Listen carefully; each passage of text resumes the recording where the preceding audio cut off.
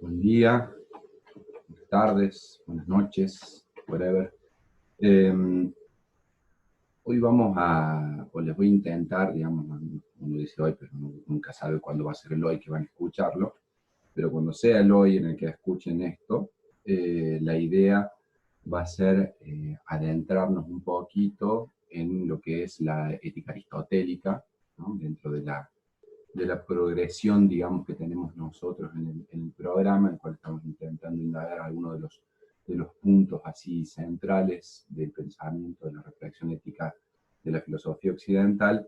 Aristóteles, lógicamente, como pueden imaginar o ya pueden tener, digamos, algún conocimiento previo al respecto, es un espacio, digamos, eh, absolutamente necesario para pensar eh, en cómo se ha reflexionado filosóficamente sobre la ética. Puntualmente se debe, digamos, a que Aristóteles es quien genuinamente, digamos, de modo primario, inaugura este espacio, digamos, de pensamiento como tal, digamos, ¿no? No porque eh, los sofistas no lo hayan hecho, no porque no lo hayan hecho, eh, no haya estado, digamos, en la reflexión en los poemas homéricos, no lo haya hecho Platón, sí, de hecho lo hicieron, pero va a ser recién Aristóteles, digamos, quien va a fundar el espacio como tal, digamos, ¿no? El espacio de la reflexión sobre este determinado modo de accionar en el mundo, se va a llamar ética, ¿no? Ese va a ser, digamos, el modo de pensar, ¿no? Le va a dar, digamos, Aristóteles, como es un poco característico tal vez de su modo de hacer filosofía, digamos, el carácter de procedimiento, digamos, y de cierto ordenamiento fundamentalmente metodológico. Aristóteles era un gran metodólogo, ¿no? Un gran investigador, y por eso se ocupaba, digamos, de parcelar el mundo y las cosas del mundo para poder darles, digamos, una mejor respuesta. En primer lugar, el punto de partida, se puede decir así, para el pensamiento de Aristóteles es que la ética se va a referir siempre al ámbito de la acción, siempre al ámbito de la praxis. Es un pensamiento el suyo, digamos, ¿no? En que todo aquello de lo que pueda ser predicado algo debe ser algo realmente ocurrente en el mundo, ¿no? En contra del dualismo platónico, en contra, digamos, de esa duplicación del mundo que le va a imputar a la metafísica a Platón, digamos, como un modo de solucionar, digamos, la no inserción en los procesos reales del mundo para tomarse el trabajo de investigarlo, es decir, le está diciendo a su modo, digamos, que Platón buscó la fácil. Aristóteles va a decir, no, digamos, el fundamento, el suelo, el insumo fundamental y elemental que tenemos nosotros para investigar, para pensar sobre el mundo, son las acciones, son las acciones de los sujetos que los sujetos están haciendo en el mundo, ¿no? No las acciones, ni siquiera las acciones futuras, esas siempre van a ser acciones potenciales, digamos, ¿no? Por eso se suele decir que la ética aristotélica es tanto descriptiva como normativa, ¿no? Que no es lo mismo que prescriptiva. Eh, Descripción, digamos, es una ética descriptiva porque uno de los trabajos, digamos, más minuciosos que va a realizar Aristóteles va a ser el de describir, ¿sí? De un modo muy prolijo, muy ordenado, muy al modo, digamos, del epistemólogo, eh, aquellos elementos que afectan a las acciones de los sujetos en el mundo. Por lo tanto, él despliega, digamos, con esa visión de la realpolitik, digamos, de la inmediata experiencia de los sujetos y de los actos de los sujetos en el mundo, va a realizar, digamos, un muy cuidadoso y prolijo, digamos, intento de descripción de los elementos que afectan a los sujetos para decidir sus acciones en el mundo, ¿no? Ese dato es fundamental, ¿no? Y va a ser una ética normativa porque, digamos, con esa búsqueda o detrás de esa búsqueda de la descripción, lo que Aristóteles intenta hacer es establecer ciertas secuencias, digamos, de ordenamiento de nomos, ¿sí? Orientados a la búsqueda, lógicamente, de la buena vida, de la vida buena, de la vida feliz, de la eudaimonía, digamos, ¿no? Que es el gran horizonte, digamos, para Aristóteles de la ética, digamos, ¿no? Es decir, es intentar limpiar, intentar depurar, ¿no? La paja del trigo, digámoslo así, para llegar, digamos, al horizonte de la vida feliz, que es que lo interesante es que no es no es un modelo de felicidad absoluto al cual todos los sujetos deban atender, sino que Aristóteles, digamos, como buen inductivista, digamos, él cree que hay una vida, un modelo, digamos, de felicidad para cada sujeto, digamos, él no supone, digamos, que haya una idea absoluta de la felicidad y del vivir bien, digamos, que sea homologable a todos los sujetos. De hecho, dice, cada cual, para decir, digamos, en la ética, cada cual, digamos, busca la felicidad en función, digamos, de su apropiación y de su percepción del mundo. Pero, y esto es lo interesante, la apropiación y la percepción del mundo, Aristóteles la va a entender muy asociada, digamos, a lo que el mundo hace también del sujeto, ¿no? Entonces, ahí va a estar el punto de indagación fundamental, digamos, Aristóteles, en primer lugar. Bueno, ¿qué hace el mundo, ¿no? Con el marco de decisiones en las cuales el sujeto va a tomar una decisión moral, ¿sí? Y con ello va a actuar sobre el mundo. Y cómo, dentro de ese marco, digamos, de decisiones, dentro de esas circunstancias, ¿no? Que deben ser analizadas, digamos, y reflexionadas. Por eso, de hecho, en la ética, digamos,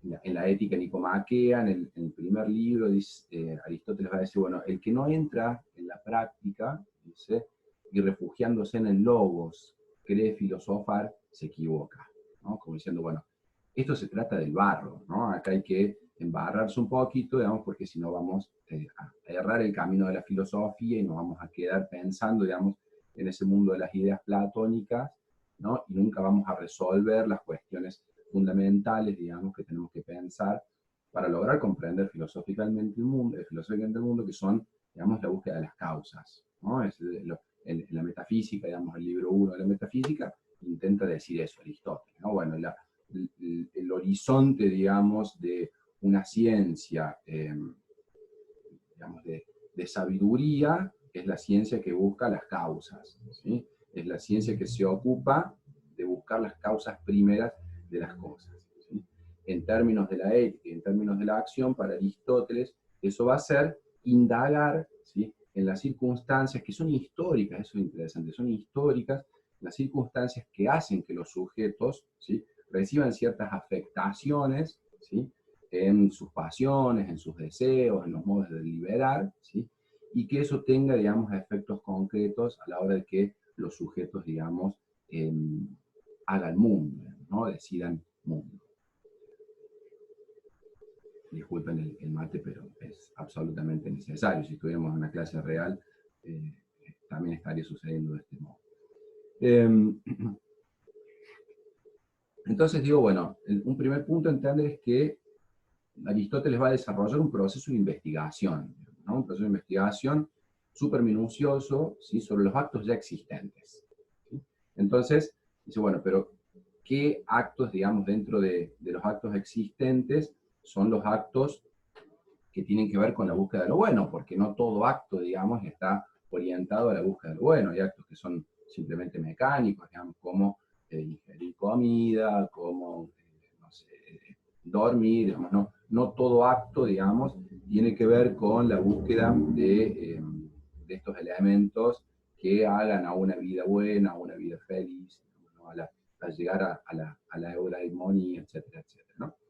Por lo tanto, dice, bueno, lo que sí debemos tener en cuenta, lo que sí debemos intentar percibir, va a decir Aristóteles, es que tenemos que pensar qué es lo propio, digamos, cuál es la acción propia del humano, ¿no? Porque las otras acciones son acciones mecánicas, digamos, acciones que entran al orden de la necesidad de supervivencia del sujeto, ¿sí? Y por lo tanto tenemos que intentar determinar cuáles son las acciones propias del humano, ¿sí?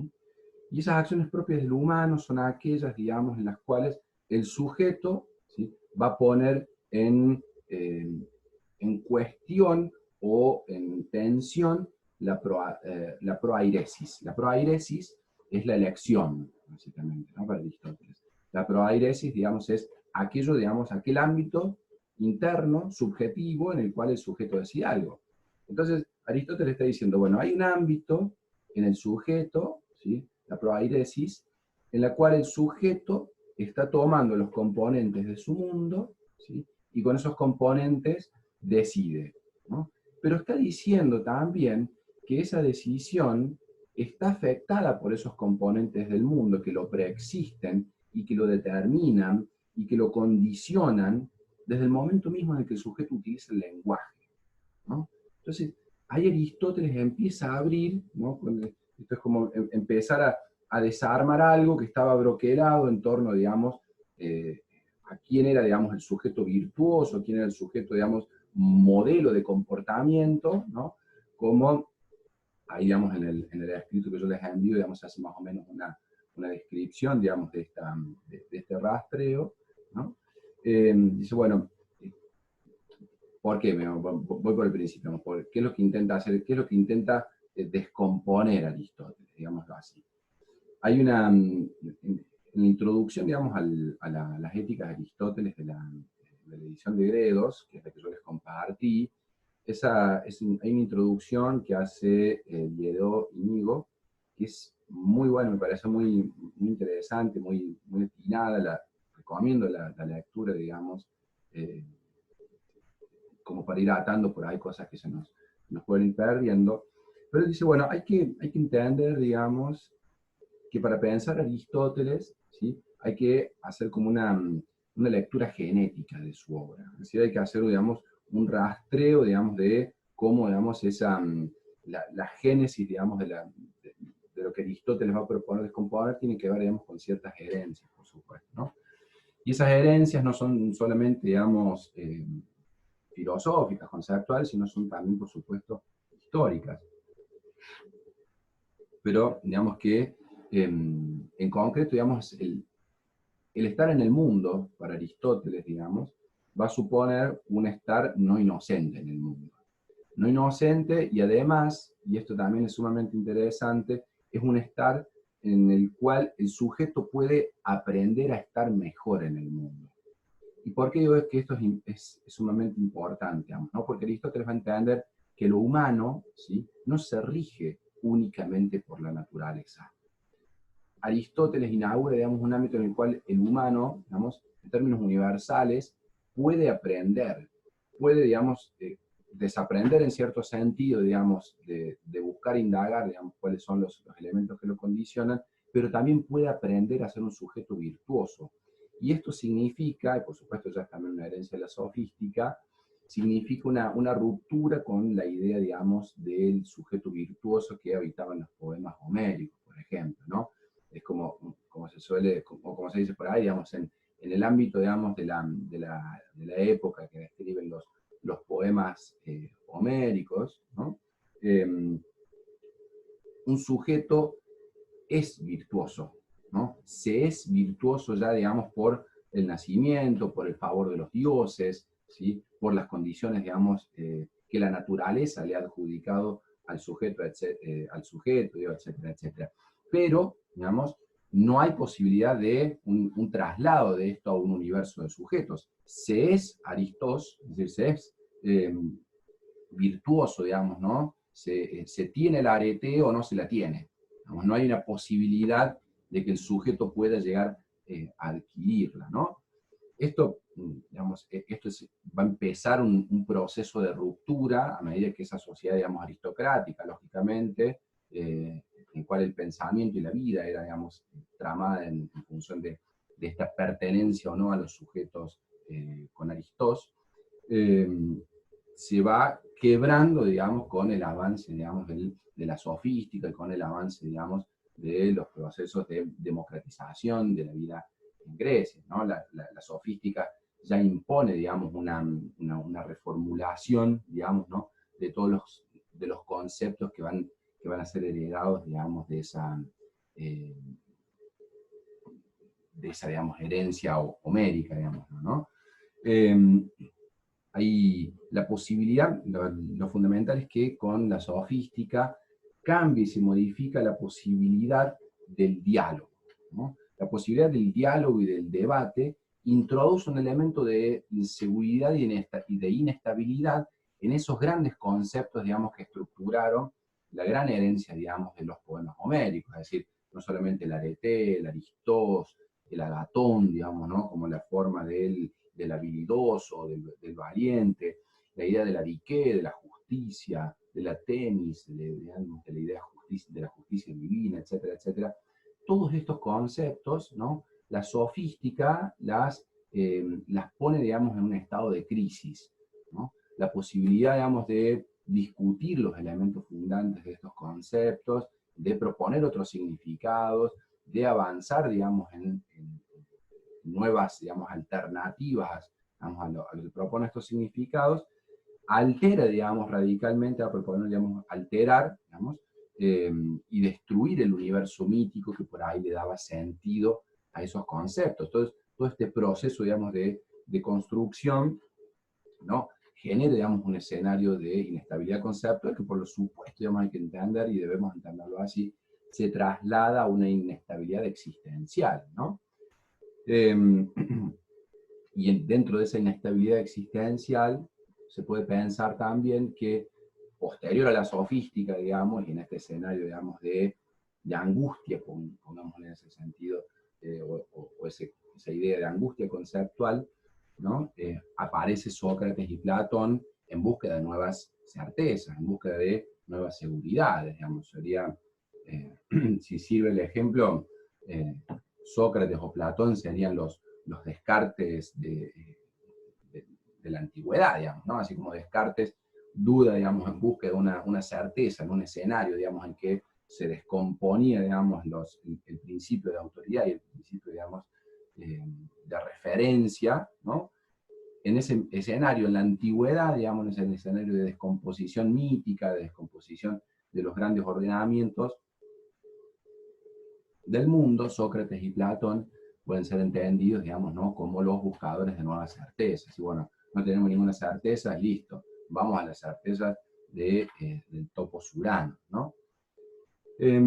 Pero también, digamos, es entender, digamos, que tanto la sofística como Platón como Aristóteles asumen la posibilidad de pensar en que una individualidad libre puede ser educada.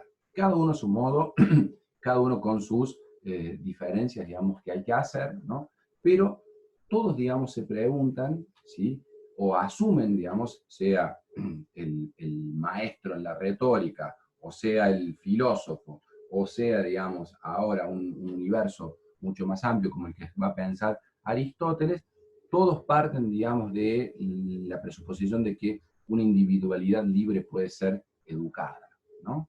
Y ahí aparece un concepto, digamos, ¿no? Fundamental en estos tres autores, que es la idea del aprendizaje, ¿no? Ya no se es Aristóteles, sino que se puede, digamos, aprender ciertas conductas, elementos, formas que van a dar, digamos, al sujeto la posibilidad de ser virtuoso, ¿no? Entonces hay un horizonte de posibilidad absolutamente nuevo. Y dentro de ese horizonte de posibilidad va a aparecer, digamos, el concepto, con mucho más fuerza, lógicamente, en Aristóteles, el concepto de eleutería, el concepto de libertad, la posibilidad, digamos, del sujeto, ¿no? De asumir la libertad del aprendizaje, ¿no? De las conductas, ¿no? De las formas tanto externas como internas, para decidir libremente, ¿sí? Está claro, digamos, que la sofística es un primer gran principio de ruptura. Sócrates y Platón, digamos, encapsulan, digamos, esa idea de la libertad para ciertos sujetos, y Aristóteles, digamos, como buen, digamos, buen sujeto del barro, digámoslo así, y vuelvo a decir, con sus limitaciones, digamos, porque siempre hay que entender, digamos, en dónde estamos parados, en qué época estamos parados, ¿sí? Con sus limitaciones, digamos, y como parte, digamos, de su pensamiento, Aristóteles va a asumir, digamos, como nadie hasta ese momento, la idea o la posibilidad de pensar en la educación de una individualidad libre, ¿sí? Entonces, va a ser la democracia, este proceso de democratización de los conceptos, lo que abre la posibilidad, ¿no?, de un proceso de revisión y de reconstrucción de esos conceptos que nombramos anteriormente, ¿no? La Diquet, la DT, la Gatón, etcétera, etcétera, ¿no? Van a ser conceptos en los cuales se puede, digamos, proponer una revisión y una reconstrucción de las relaciones que proponen esos conceptos, ¿no? Y eso es muy interesante porque modifica, ¿sí?, sustancialmente la forma en la que la sociedad se autocomprende y que los sujetos se autocomprenden, ¿no? Abre un horizonte, digamos, de posibilidades, ¿no?, que dentro de ese horizonte de posibilidades abre también la posibilidad del inmoralismo, ¿no? Es decir, porque si ahora la revisión y reconstrucción de esos conceptos, de las relaciones que esos conceptos proponen para ser justo, para alcanzar la diqué, para ser un sujeto virtuoso, un sujeto, digamos, de Agatón o Aristóteles, etcétera, etcétera, ¿no? También abren la pregunta, digamos, o la posibilidad de preguntarse, bueno, ¿por qué serlo? Porque, digamos, si antes no había opción, ¿no? Se era Aristóteles o no se lo era, digamos, ¿no? Uno pertenecía a esa casta, a esa élite, ¿no?, en la cual se era virtuoso y uno funcionaba, digamos, si lo era, uno funcionaba en todo caso como un horizonte, ¿no? Había que ser como, había que tenerlo como modelo de comportamiento. Ahora el proceso de democratización impone, digamos, o presupone que los sujetos eh, pueden ser virtuosos, ¿no?, si siguen cierta normatividad, digamos, ¿no? Si siguen ciertas conductas, si siguen ciertos esquemas, digamos, de la actuación o eligen de acuerdo a ciertos criterios, digamos, que los alcance o que los ayude a alcanzar un estatus, digamos, de vida eh, buena, digamos, o feliz. Pero también, en el mismo sentido, por lo tanto, se habilita la pregunta, digamos, por el inmoralismo, es decir, ¿por qué ser bueno? ¿Por qué, digamos, si es un horizonte de posibilidades, uno tiene la posibilidad, digamos, de preguntarse, ¿no?, dentro de esta inestabilidad del sujeto, que ahora es un sujeto libre y puede decidir, cabe la pregunta de por qué seguir, digamos, esa normatividad, por qué acatar la ley, por qué ser justo, digamos, cuando se puede ser injusto, ¿no? Eso queda muy claro, digamos, en los diálogos platónicos, ¿no?, en las interpelaciones que veíamos en el Gorgias, que Calícles, digamos, le hace a Sócrates, ¿no? O Trasímaco le hace también a Sócrates en la República, ¿no? Es decir, bueno, ¿por qué habría que ser bueno? ¿Por qué habría que ser virtuoso? ¿Sí? Si está la posibilidad de no serlo y no ser castigado por ello, ¿no? La respuesta platónica, digamos, es decir, bueno, si uno, digamos, tiene la posibilidad de serlo y no lo es, digamos, ¿no?, uno se hace virtuoso porque la ocupación real es ser virtuoso, digamos, en el ámbito de lo eterno y de lo infinito que es el alma, ¿no?, en términos, digamos, de lo mundano, digamos, y lo degradado que es lo corporal, donde uno podría ser injusto y no ser castigado por ello. Sin embargo, diría, como veíamos con el Gorgias, eso produce una afectación en el alma del sujeto que, digamos, a la larga o a la corta le sería más nocivo. Pero lo que es interesante, digo, con esto es que abre, digamos, esta democratización conceptual a la cual Aristóteles se enfrenta, abre la posibilidad del inmoralismo. Es decir, abre esa pregunta, digamos, que después va a retomar, digamos, a su modo Nietzsche, ¿no? Pero digo, es en este contexto que hay que entender, en este proceso de ruptura, ¿sí?, de apropiación democrática, digamos, de los conceptos, digamos, que se habían heredado, etcétera, etcétera, como decíamos recién, eh, es que Aristóteles, digamos, va a analizar o va a empezar a analizar, ¿sí?, el acto moral, digamos, dentro de ese conjunto de relaciones, digamos, que ahora fueron abiertas por esas aperturas conceptuales, dentro de ese conjunto de relaciones que ahora el sujeto puede llegar, digamos, a tener a consideración, cómo tomar, digamos, decisiones, ¿sí?, que nos acerquen a una vida feliz, ¿sí? a una vida buena, que sería lo propio, digamos, que debe buscar el ser humano. Hay entonces, dentro de eso, digamos, que Aristóteles, no, esto está bueno, digo, porque hay que entenderlo, Aristóteles no anticipa horizontes, digamos, de cuál es la vida buena y la vida feliz, ¿no? Pero sí, digamos, dice lo siguiente. Si ustedes, digamos, seguramente conocen la frase de la política, digamos, Aristóteles, ¿no? De que el ser humano, digamos, es un animal político, ¿no? Para Aristóteles, digamos, así como el sujeto es una construcción, digamos, que lo excede en su individualidad, la construcción, digamos, de la vida buena y de la vida feliz no puede pensarse, digamos, sin el concurso, ¿sí? Del conjunto, digámoslo así. Tanto Platón como Aristóteles son pensadores de la polis. Aristóteles es un sujeto, ya vamos a ver después la contraposición clara con Epicuro, pero digo, Aristóteles es un pensador de la polis, y el vivir bien no puede ser disociado del vivir bien en la polis. La política, digamos, es un ámbito en el cual se trama la bios del sujeto, es decir, la vida calificada. Frente a la zoe, digamos que es la vida animal, la bios es la vida calificada.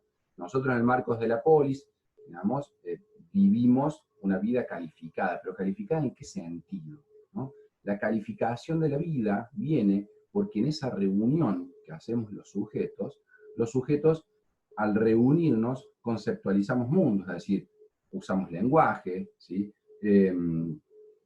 Partimos, digamos, de ciertos elementos o de cierto suelo histórico, digamos, en el cual se asienta el logos. Es decir, ¿el logos qué es? El logos no es un ámbito, digamos, más allá de lo que la historia hace del logos. No, el logos es razón, es impulso, es pasión y es deseo. Es sumamente interesante lo que va a pensar, digamos, a partir de esto Aristóteles y cómo lo va a trasladar, digamos, a la ética. Pero si, no podemos pensar al sujeto sin pensar el lenguaje y sin pensar la conciencia histórica, porque son estos elementos lo que determinan el logos, ¿no? Es decir, el logos puede, digamos, intentar salir de la inmediatez de la historia, está claro eso. Es deseable que lo haga, por eso, digamos, debe remontarse, digamos, a las primeras causas, ¿no? Como dice la metafísica, pero no puede no hacerlo sino a partir de pensar, ¿sí? Si va a pensar las acciones, la praxis de los sujetos, no puede no hacer eso, ¿sí? Si no es entendiendo en qué coyuntura se inserta la praxis del sujeto. La praxis no es pura, no hay un ámbito puro de la acción, ¿sí? Hay un ámbito siempre heredado, siempre hay un ámbito, digamos, en la cual la vida es vida cultural, ¿sí?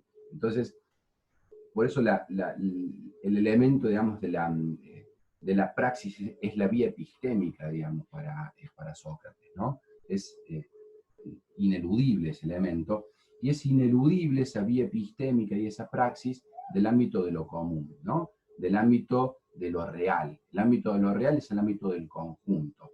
Por lo tanto, la búsqueda de esa vida feliz, de esa vida buena, no puede estar disociado, ¿sí?, de la vida del conjunto. Es decir, hay una dialéctica ahí, digamos, entre uno y otro elemento, digamos, ¿no? No es posible la vida feliz, digamos, sin la vida, digamos, feliz de la polis, digámoslo así. Hacerse feliz debería ser hacer mejor a la polis, hacer mejor la vida del conjunto, ¿no? Entonces, lo que va a discutir o lo que va, digamos, a proponer, digamos, Aristóteles, no es una metafísica del bien, ¿no? No hay una idea del bien absoluto, ¿no?, ni una escala de conocimiento que haya que seguir en este ámbito, porque este es el ámbito de la praxis. Acá hay una idea de inmanencia en relación a los condicionantes del sujeto. Hay que analizar los hechos, dice Aristóteles. Es decir, la materia prima, no me sale la palabra que quiero decir, pero la materia prima, digamos, son los hechos que plantean problemas, ¿no?, a los sujetos para decir sobre los bienes humanos, ¿sí? y sobre esos ámbitos el sujeto debe, digamos, establecer ciertos marcos de decisión, digamos, ¿no? Ciertas formas para intentar decidir. Entonces, hay una relación, digamos, ahí como fundamental y elemental, ¿no? Entre ese proceso de construcción de la praxis, que va a ser Aristóteles, entendiéndola como lenguaje, entendiéndola como conciencia histórica, ¿no? Pero también hay un elemento que, como decíamos recién, que no puede ser no tenido en cuenta en esto, que la ética, ¿sí? La ética aristotélica, va a ser una ética, digamos, que discute, ¿sí? Fundamentalmente el bien como bien político, ¿no? El bien político es el bien más grande, ¿sí? Es el bien más grande, pero no porque esté más allá del sujeto, sino porque el sujeto está hecho de eso, ¿sí? No es, no es una fagocitación, digamos, ¿no? Es una interrelación. La polis es un organismo vivo, digamos, no es la idea, digamos, que tenemos nosotros muchas veces por ahí de nuestras ciudades, ¿no? La polis ya lo sabrán, lo habrán, digamos, estudiado. La polis, digamos, era un organismo, digamos, era una forma de vida como tal, ¿no? Nuestras ciudades hoy en día no, más que una forma de vida, nos representan a nosotros un desafío de supervivencia, ¿no? Hay una diferencia, me parece, ¿no? Entonces, la ética para Aristóteles siempre es una forma de política, ¿no? Porque la política, digamos, también es un conocimiento, tanto como la ética, un conocimiento que parten de la experiencia, ¿sí? Parten de la experiencia y orientan, tanto la política como la ética se orientan a la praxis, ¿no? Y en esa praxis, en esos hechos, en esa forma, digamos, de investigar la praxis, podemos hallar elementos para el vivir, para el bien y para el bien vivir, ¿no? En la búsqueda, ¿sí? De la eudaimonía, en la búsqueda de la felicidad, en definitiva, que es el objetivo. Entonces, ¿por dónde hay que empezar? Dice Aristóteles. Bueno, hay que empezar por lo simple.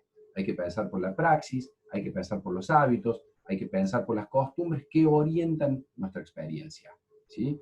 ¿Por qué? Porque esos hábitos, esa praxis, esas costumbres, digamos, no son inocentes, evidentemente, uno no les puede adscribir inocencia, digamos, a esas formas, digamos, del ser, ¿no? Es decir, hay en esos elementos, ¿sí? En los hábitos, las costumbres, en la praxis misma, que queremos nosotros que ya hemos hecho en el mundo, digamos, ¿no? Porque eso es lo que ya hemos hecho para pensar en todo caso la normatividad hacia lo que vamos a hacer. Pero hay en esos elementos, praxis ya hecha, hábitos y costumbres, hay elementos en el lenguaje, en la conciencia histórica que afectan, ¿sí? Nuestra psique, es decir, afectan la forma, digamos, de nuestra sensación, de nuestra inteligencia y de nuestro deseo, ¿no? Fíjense la finura del pensamiento aristotélico, ¿no? Y todavía lo que seguimos discutiendo respecto, digamos, a cómo la, eh, la psique, digamos, está, digamos, tramada por las formas del deseo, por las formas de la inteligencia y por las formas de la sensación, ¿no? Y cómo, digamos, la trama de deseos que organizan nuestros hábitos y nuestras costumbres condicionan, porque este es el problema, condicionan la proairesis, ¿no? La posibilidad de la elección. Aristóteles dice, bueno, la única forma de pensar cómo podemos ser más libres, ¿no? Cómo esa proairesis puede ser más libre, es si tenemos los elementos suficientes para conocer, ¿no? Para conocer cómo hemos llegado a ser lo que somos hoy y qué elementos han condicionado nuestra decisión en el mundo, ¿sí?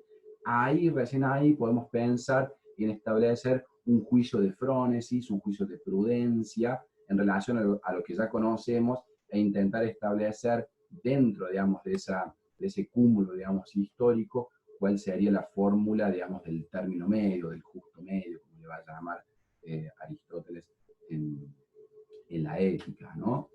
Eh, Nota de color, yo les sugerí, digamos, como lectura para la ética, el libro primero de la ética eudemia y el libro segundo de la ética nicomaquea, y eso simplemente responde a que la ética eudemia se dice, los estudiosos dicen que es la primera ética que forma parte, digamos, de unas de notas de clase, digamos, porque Aristóteles dice que tenía esa práctica, digamos, de ir leyendo las obras con sus alumnos, digamos, y ir construyendo a partir de ahí, digamos, las ideas que luego iba a plasmar definitivamente, y que esta ética eudemia sería, digamos, como la primera formulación, ¿no?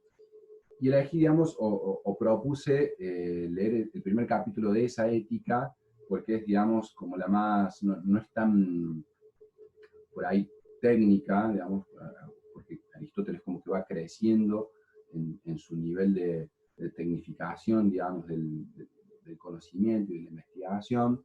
Y me pareció que ese capítulo, digamos, primero de la ética es como más relajado, digamos, en la forma de la construcción del diálogo y de los conceptos, ¿no?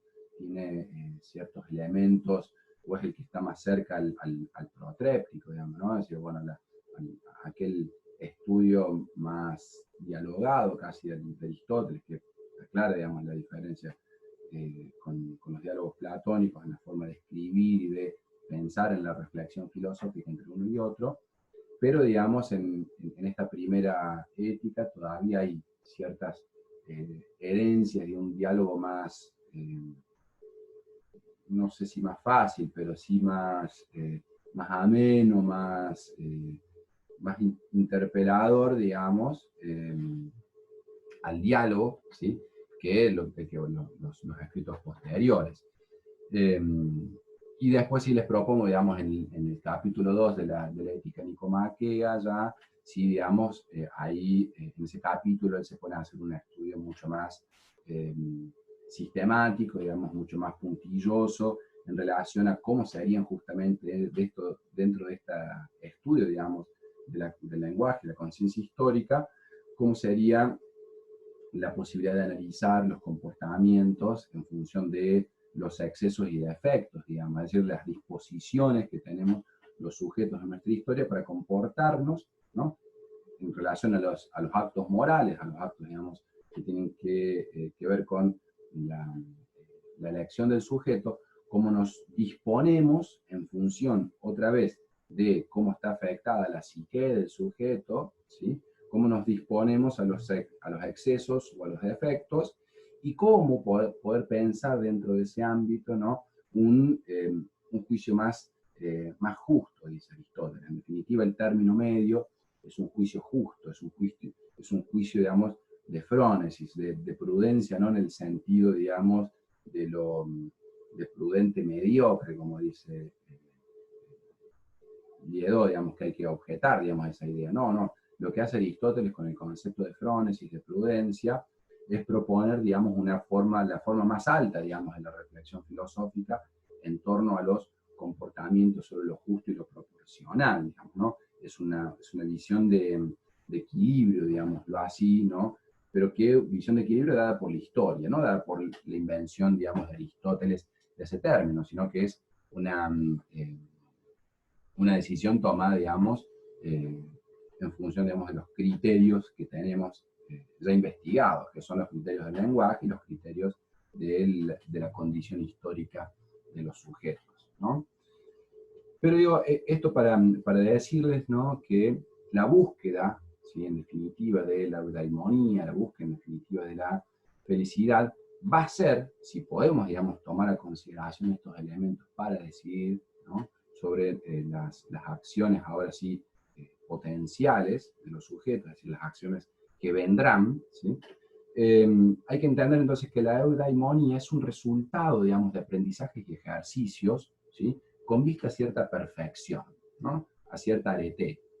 Eh, pero claro, de vuelta, eso solo es posible en el marco de la polis, no se trata de pensar la arete del avaro, ¿no? Por ejemplo, bueno, la arete del avaro sería encontrar la mejor forma, digamos, de la avaricia, digamos, ¿no? Casi otra palabra. La mejor forma de ordenar al resto de los sujetos para que lo beneficien de modo egoísta. No, no sería, digamos, no sería esto, porque incluso va a decir Aristóteles, bueno, el pensamiento, por ejemplo, en torno a la avaricia, es el pensamiento de lo que se llamaba, digamos, en Grecia, la aneleutería, ¿no? La eleutería es la libertad, aneleutería es la no libertad. El pensamiento avaro es el que hace no libre a los sujetos, porque afecta la posibilidad de la libertad en la polis. Entonces, la arete, la perfección de los comportamientos, digamos, la búsqueda de la felicidad, solo es posible de realizarse en el ámbito de la polis. Solo es posible, por lo tanto, pensar, ¿no? En ese caso, digamos, que pensábamos recién, ¿no? Que los actos, ¿no?, de libertad del sujeto no pueden contrariar o no podrían contrariar en un ámbito, digamos, justo, en un ámbito donde la polis se resuelva, digamos, de su modo, en su modo más perfecto, más perfectible, ¿no? No sería, digamos, justamente la lógica del avaro, ¿no? Porque sería, digamos, la imposibilidad de la libertad de otros sujetos, ¿entiendes? Entonces, todo pensamiento sobre el justo medio es un pensamiento a ordenarlo, ¿no? En el marco de ese fondo más complejo, en el marco, digamos, de las normatividades, ¿no?, que ordenan las costumbres y las relaciones sociales entre los sujetos, ¿no? Eh, y esto, digo, está buenísimo, o me parece súper interesante para pensar, ¿no? Porque somete o va a empujar, digamos, en cierta forma, a vincular a la idea de la eudaimonía, ¿no?, a una suerte de síntesis, ¿no?, entre las posibilidades, los deseos, las apetencias del sujeto con las posibilidades, los deseos y las apetencias de una vida del común, que es la vida de la polis, ¿no? Eh, por lo tanto, digamos, el vivir bien y el obrar bien en términos, digamos, de la acción moral, digamos, hay que entenderlo que si el horizonte es la felicidad, ¿no?, Aristóteles va a entender que nadie puede ser feliz en soledad, ¿sí? Es decir, intentemos salirnos, ¿no?, del pensamiento este que nosotros solemos tener, digamos, inmediatamente asociado, ¿no?, con la pregunta, digamos, que nos haría el inmoralista. Bueno, pero yo puedo ser feliz y a mí no me importa, digamos, eh, lo demás. Bueno, ese es un pensamiento que tiene que ver con la instauración de ciertas polis nuestras, digamos, sustentadas, ¿no?, en base, digamos, a la organicidad o a la vida, digamos, común buena, obviamente, con todo lo que podemos decir de las polis griegas, ya lo sabemos, quiero que nos remontemos un segundo por encima de eso. Digamos, las polis nuestras, digamos, están ordenadas en función, digamos, de la no libertad de los sujetos. Aristóteles intentaba pensar al revés, ¿sí?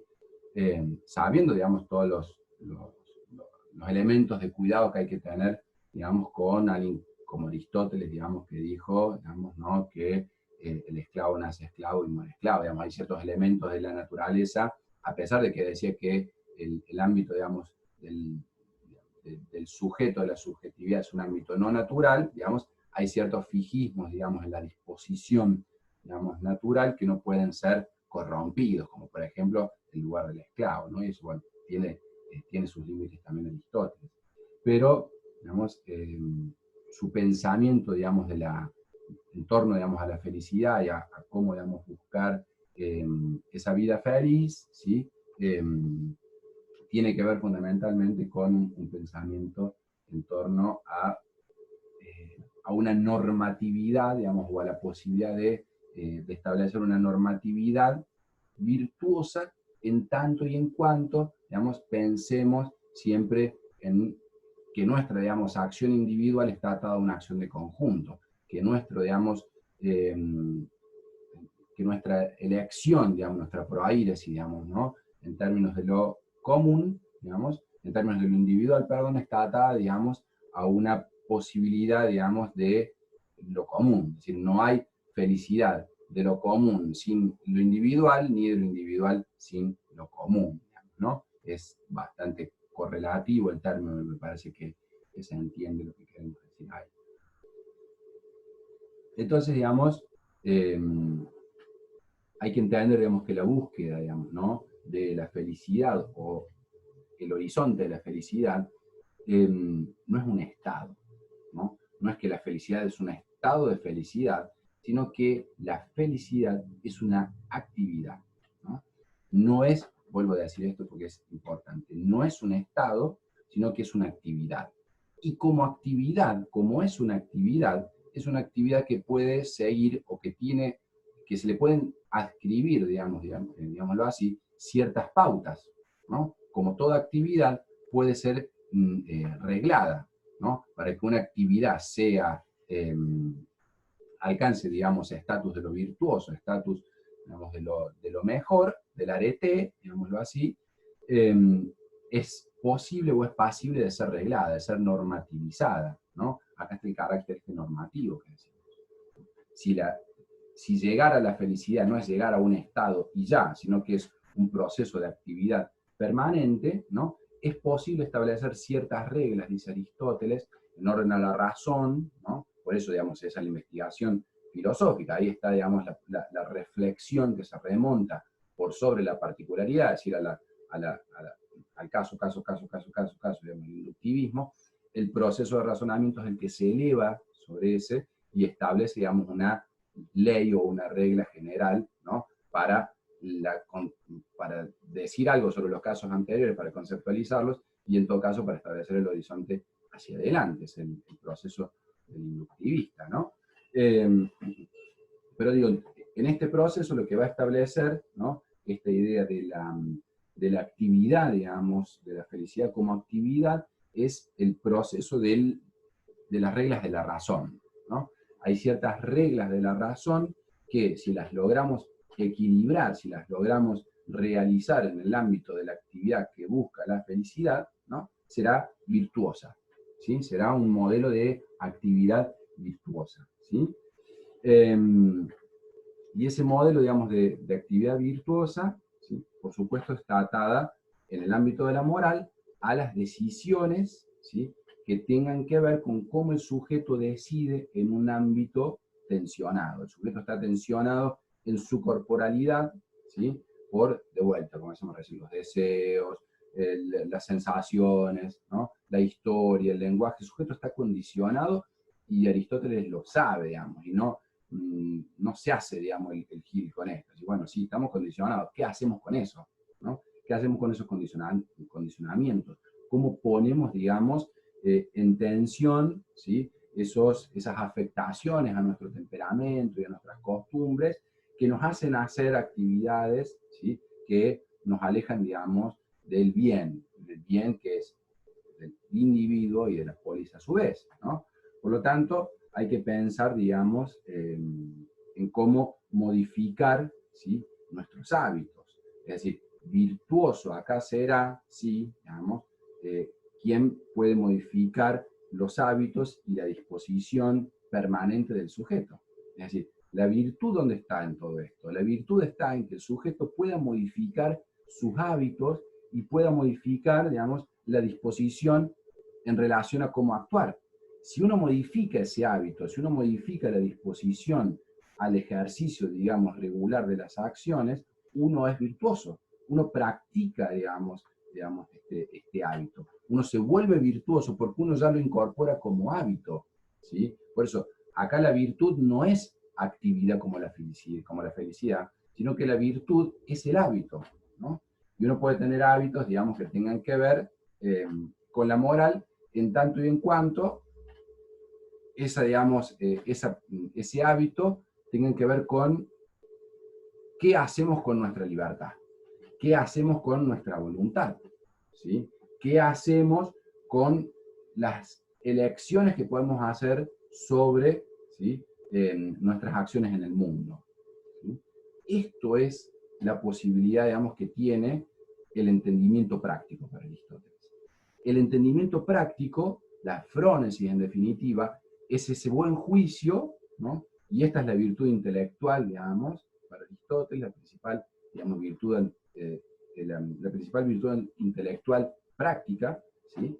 Que nos va a llevar a nosotros a establecer o darnos ciertos elementos de juicio real, ¿sí? Para actuar en el mundo, ¿no? Porque en definitiva, vuelvo a decir, la de Aristóteles es una antropología filosófica pensada en la praxis, ¿sí? Entonces, aquello que nos puede dar elementos desde la filosofía, desde la reflexión sobre las costumbres y los temperamentos que afectan a las acciones, ¿sí?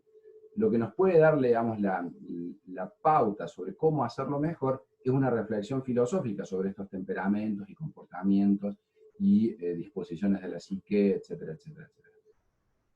Y hacerlo filosóficamente va a suponer, digamos, descubrir las formas en las cuales el entendimiento práctico, ¿sí?, puede encontrar dentro del cúmulo, digamos, de la historia que nos atraviesa en los conceptos y en la conciencia histórica, encontrar ciertos elementos que nos permitan a nosotros tener un criterio justo, ¿sí?, para orientar nuestro pensamiento. Y ese criterio justo es ese término medio, ese pensamiento de lo prudente, digamos, en la cual el sujeto no actúa ni por exceso ni por defecto, ¿sí?, en relación a la libertad de acción, tanto de sí mismo como de la polis, ¿sí?